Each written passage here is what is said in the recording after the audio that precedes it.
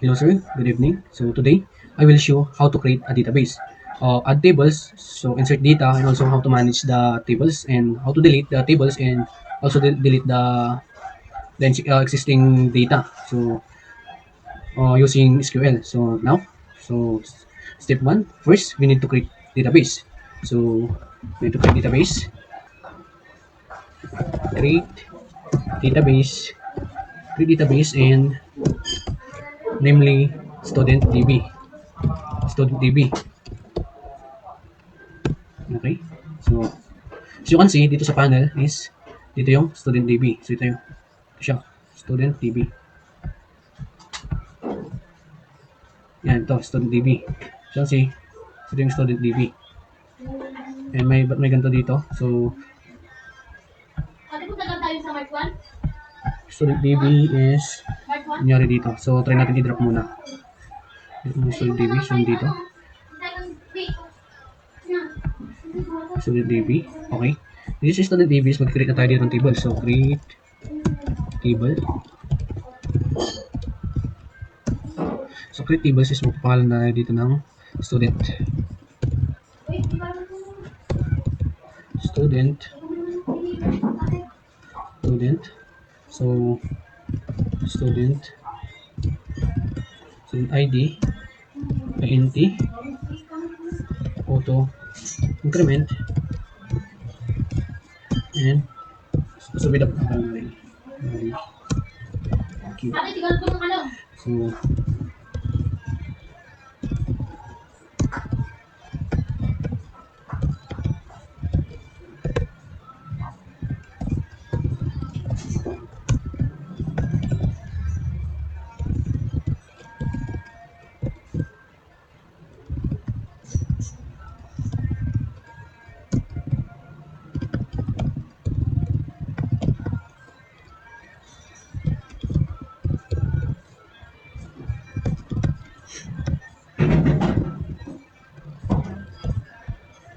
so dito table sa tables natin dito. Ito yung query natin na table. So ang pinangalan natin sa tables natin is student. So ngayon, ang mga attribute na gawin natin dito is student ID. So student ID and int. So ang int is integer of integers. So dito sa integers is number. So number yung ID. So ngayon, naglagay tayo ng integers and ilagay natin yung auto increment para mag-auto auto insert na lang ng mga data. Sample niyan. Kung 1 is kahit hindi ka na maglagay ng 1 is naka-auto na yan. And dito sa primary key is using primary key para ma-reduce yung redundancy, avoid redundancy, and yun. So, kaya nagkaroon ng primary key. So, to be, lagyan pa natin ng null sana to eh. Null. Ganyan. So, state na muna. So, yan. So, go. So, as you can see, dito sa tables natin, student ID, student DB, so dito yung student. So, ayan. So, dito is, click na natin, gawa tayo ulit ng another table. So, create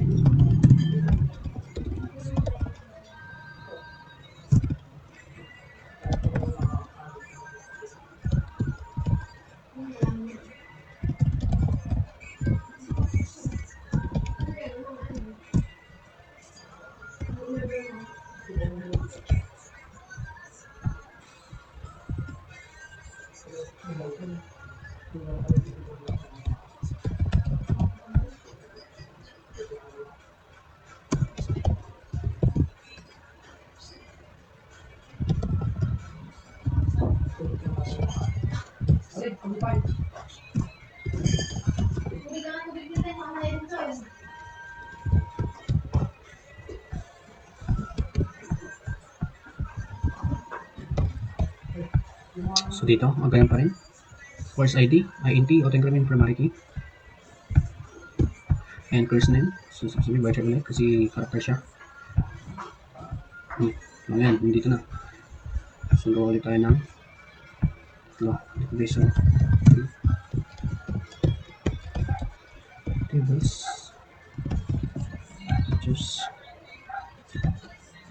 Teachers and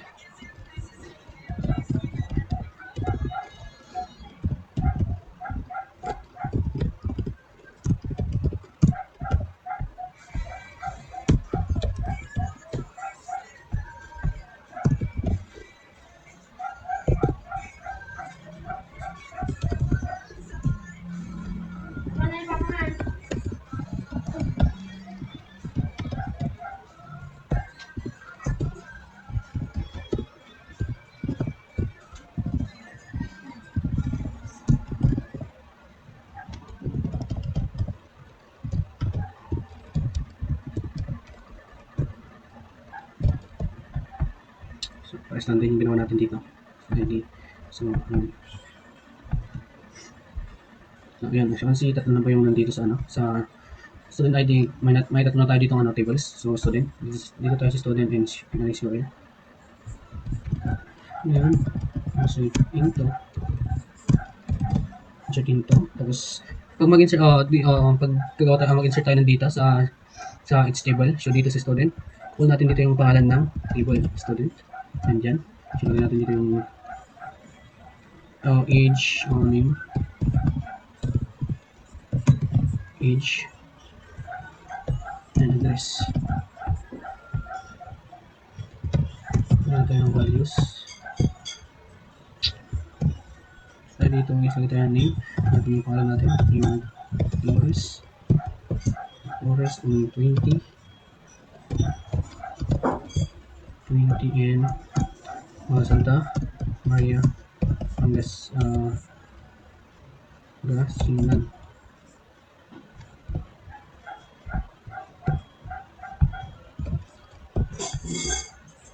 Hindi pa tayo ng isa pa. So, ng R2 Dalisay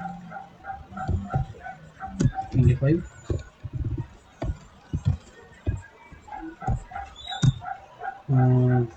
Manila, Philippines. Natin dito ng Manila, Philippines. Gilbert! Oh! Gagawa ng siko niya. Huwag tinatawad na ako. As you can see dito. Dito yung insertin ko natin sa student. As you can see dito sa student natin, meron na tayo nakalagay na ano, na data. So yung nilagay natin. So lagay tayo dito sa course. So ganoon lang. Ganoon lang paglagay ng ano, paglagay ng ano, data. Insert. Susunod natin yung course. Yung course, yun lang.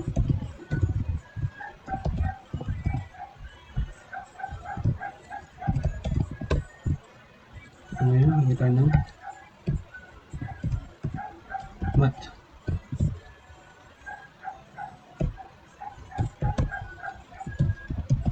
English.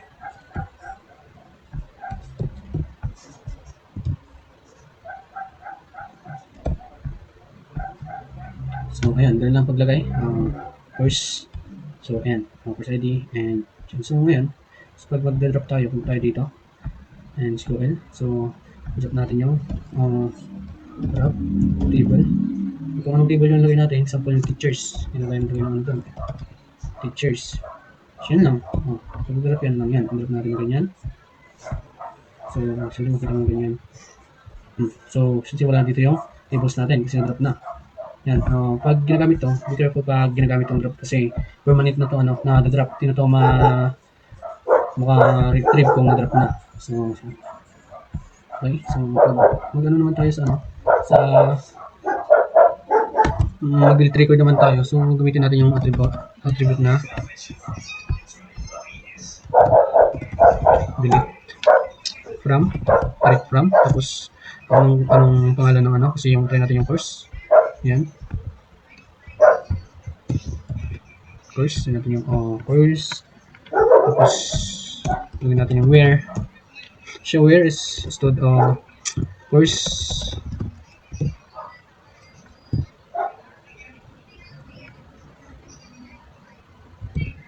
Course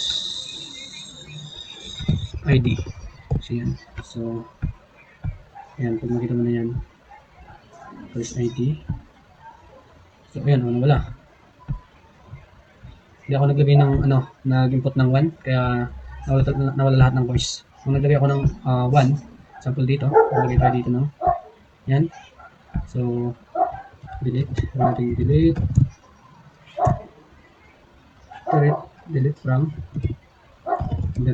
from student where